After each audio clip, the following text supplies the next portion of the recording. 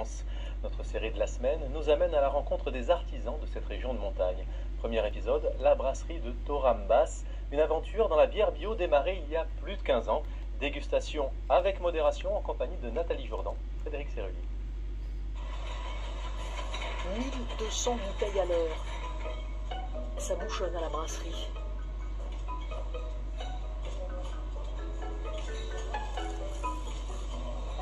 Il la connaît par cœur, son embouteilleuse.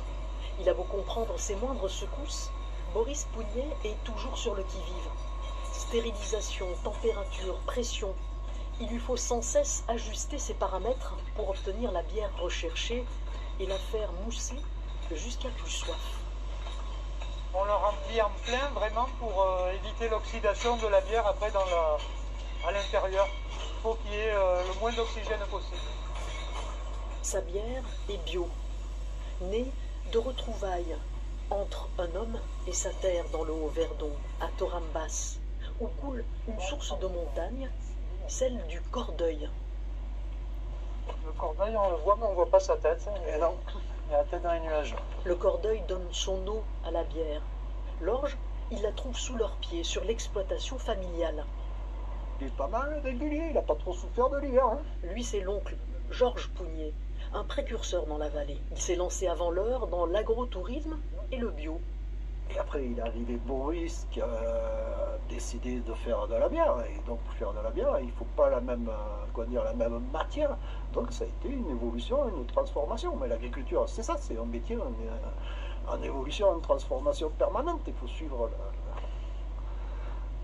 le progrès. Ça fait maintenant 15 ans que le neveu, diplômé de biochimie, est devenu brasseur. Orge, blé, houblon, 80% des céréales qu'il met en bouteille proviennent de la ferme familiale. Ça, c'est à la sortie du moulin. On voit qu'il y a de la farine, mais également, ce qui est très important pour nous, c'est que les écorces, elles sont quasiment intactes, là. Les écorces du grain.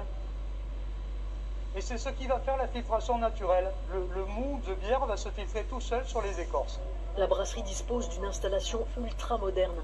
Les cuves de fermentation et de maturation sont gérées par ordinateur. Une informatisation qui permet d'assurer une production de 100 000 litres par an. Et pour réussir l'alchimie parfaite, c'est encore sur ses sens que le brasseur va compter.